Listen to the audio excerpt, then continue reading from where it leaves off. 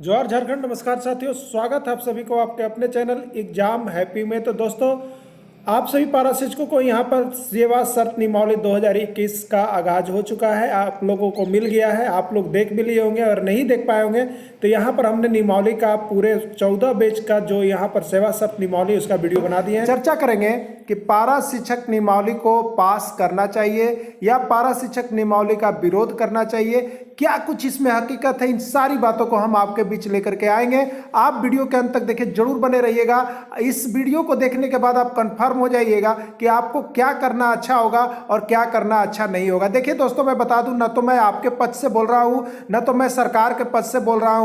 मेरी जो इसमें राय है वो मैं अपने टीम का विश्लेषण करके मैं आपको इस बातों पर लेके चल रहा हूं, इसलिए किसी का यहां पर कोई पक्ष नहीं है। वीडियो को अच्छा तरह से अंतिम तक देखिएगा और यदि अच्छा लगे तो लाइक या कमेंट जरूर कीजिएगा। तो दोस्तों, अब हम बताते चले पारा शिक्षक नियमावली का विरोध होना चाहिए कि नहीं होना चाहिए। तो सबसे पहले मैं कहूंगा यहां पर कि पारा शिक्षक नियमावली का विरोध नहीं होना चाहिए, क्योंकि एक बात हमें पूरी तरह से विश्वास है कि आपके मन में, आप शिक्षकों के मन में बहुत ही अधिक गुस्सा, बहुत ही अधिक क्रोध मन में चल रहा है। इस बात को हम पूरी तरह से समझ रहे हैं। लेकिन एक बात आपने सुना होगा दोस्तों, क्रोध और तूफान एक ही जैसे होते हैं। दोनों जब शांत होते हैं तब ही पता चलता है कि नुकसान कितना हुआ है। तो दोस्तों, आपके मन में क्रोध जरूर है, गुस्सा जरूर है, लेकिन जब आप शांत होइएगा और अन्य सरकार की, पीछे वाली सरकार की बातों का विश्लेषण कीजिएगा, तब जरूर आपको पता चलेगा कि यह नियमावली कहीं अन्य सभी से अच्छा है।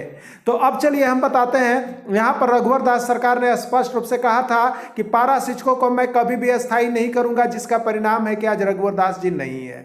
ठीक है, इसमें आपका बहुत बड़ा अहम हिस्सा है, जिसने बढ़ चढ़ के आप लोगों ने साथ लिया था। लेकिन यहां पर यह भी बात मैं कहना चाह रहा हूं कि ऐसे शिक्षा मंत्री पहली बार हुए हैं जिन्होंने बिना आंदोलन के अभी तक आपको यहां पर बार बार बुला करके और नियमावली को बनवाया है। यह भी एक यहां पर अपवाद है, इस बात को आप जान जाइए। यह भी एक अपवाद है कि यहां पर शिक्षा मंत्री ऐसे हुए जो बार बार आपको बुला करके बिना किसी आंदोलन का विरोध किए हुए एक नियमावली बना दिए हैं। वो बहुत ही बड़ी बात कही जा सकती है। देखिए, क्रोध में कुछ भी हो सकता है, लेकिन यहां सच्चाई और हकीकत वाली बात जानने वाली है।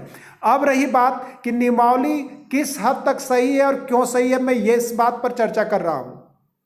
नियमावली देखिए बहुत हद तक सही है। सबसे पहली बात तो नियमावली में आपको आज के डेट से, ये जब नियमावली जिस डेट से पास होती है 29 दिसंबर के बाद से, आपके मन में यह बात कभी भी नहीं रहेगा कि हम 60 साल के नहीं है, क्योंकि नियमावली में पूरी तरह से जिक्र कर दिया गया है कि बिना किसी अपरिहार्य कारणों से, बिना किसी दंडात्मक आदेश के बिना जो है आपकी नौकरी 60 साल तक रहेगी। ये नियमावली है और लिखित है। ठीक है, ये पास हो जाने के बाद आप 60 साल के हो रहे, पहली बात। दूसरी बात, यहां पर अभी स्पष्ट रूप से कहा जा रहा है, देखिए अभी पैसे बढ़ना भी बहुत जरूरी है। ठीक है, और आंदोलन तो लाइफ टाइम चलते रहता है, जीवन भर चलते रहेगा, संघर्ष का कोई अंत नहीं हुआ है, तो आंदोलन आप कभी भी कर सकते हैं। लेकिन अब रही बात, देखिए आपका अभी 50% जो है यहां पर एक मुश्त राशि बढ़ने वाला है, यानी आपका पेमेंट जो है 22,000 के लगभग करीब होने जाने वाला है, जो आपके अपने घर के करीब रह के नौकरी करने में कोई नुकसान नहीं है। इसलिए यह नियमावली फायदेमंद है। नेक्स्ट आप देखिएगा दोस्तों, यहां पर इस नियमावली में कही गई है कि प्रत्येक वर्ष 3% मानदेय वृद्धि कही जा रही है। यह भी बात कही गई है कि प्रत्येक वर्ष आपके मानदेय में जो है 3% की वृद्धि की जाएगी, जो कि कम नहीं है। ठीक है, आप देखेंगे तो यहां पर विश्लेषण कीजिएगा। अगर इस नियमावली को आप छोड़ देते हैं तो आप विश्लेषण कीजिएगा 3% कितना होता है। अगर आपका यहां पर जो है 20,000 पेमेंट होता है तो 20,000 का 30% आप निकाल लीजिएगा कि कितना आपका पर मंथ नुकसान जा रहा है। आप उतना दिन लड़िएगा भी, और कौन सी सरकार आएगी वो करेगी या नहीं करेगी, क्या कुछ होगा, इसका कोई गारंटी नहीं है। तो मैं तो यही कहूंगा कि पहले आप यहां पर क्या कीजिए, नियमावली को पास करा लीजिए और उसके बाद लड़ाई जितनी लड़नी है वो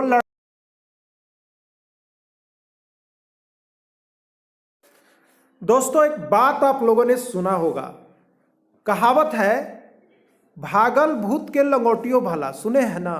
तो देखिए, बहुत दिनों का संघर्ष गुजर गया है और अभी तक एक बार आपको मौका मिला था बंधु तिर्की के समय में जब शिक्षा मंत्री थे, लेकिन उसको आपने छोड़ करके आज देखिए कितने साल का पछतावा हो गया, कई 12-13 साल गुजर गए, एक पुसुत जिसको हम लोग कहते हैं।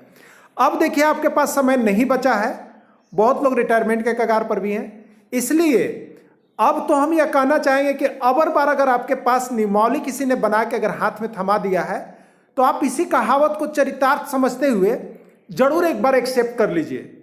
और एक बात मैं आपको बता दूं, आप लोगों ने कभी सुना होगा कि मौज करना है तो फौज में भर्ती हो जाओ और संघर्ष करना है तो टीचर में भर्ती हो जाओ। तो देखिए आप आए ही संघर्ष करने के लिए, टीचर की बहाली ही हुई है संघर्ष करने के लिए, ये लाइफ टाइम चलते रहेगा मेरे दोस्तों, इसमें कभी कोई कमी नहीं होगी।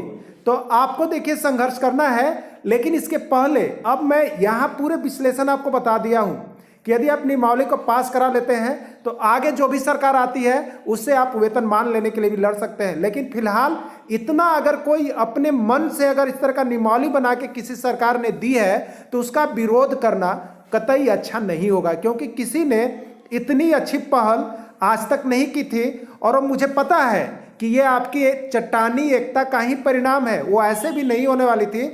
लेकिन यहाँ एक बात जरूर है कि जैसे ही शिक्षा मंत्री ने यहाँ पर पदभार ग्रहण किया है, आप लोगों की बातों को स्वीकार किए हैं, उन्होंने स्पष्ट रूप से इस बात को कहा है कि पारा शिक्षकों के हित में ही मेरा सर्वप्रथम पहला काम होगा और वह इस काम को पूरा करने जा रहे हैं आप लोगों के लिए।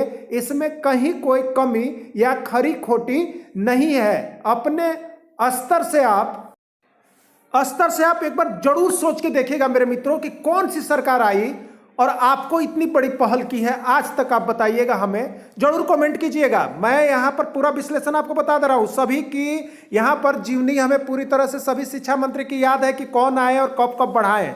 लेकिन एक बात यही है, सच्चाई इसमें है कि जो सरकार रहती है उसका लोग यहाँ पर गुणगान नहीं करते, जब चले जाते हैं तब उसका गुणगान करने लगते हैं कि वो अच्छा चीज दे रहा था, वो अच्छा चीज कर रहा था। लेकिन अब समय वो आपके पास नहीं है कि आप गुणगान करते रहिए और कभी किसी का दोषारोपण करते रहिए, आपकी लाइफ निकल जाएगी इतना ही में। ठीक है, तो देखिए इस सरकार ने बहुत बड़ी पहल आपके लिए कर दी है। यहाँ पर क्या सबसे बड़ी पहल आपकी यहाँ पर है कि देखिए 3 साल 4 साल के बाद कोई सरकार आती थी तो आपके मानदेय में कितनी बढ़ोतरी करती थी।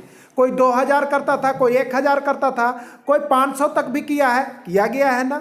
तो इससे क्या हो जाएगा, अब आप देखिए एक शेड्यूल में आ जा रहे हैं, आपकी सेवा संपुष्टि जैसी हो जाएगी, आपको क्या हो जाएगा, तो आपको यहाँ पर मिलना है 3% मानदेय वृद्धि आपका हर साल हो जाएगा।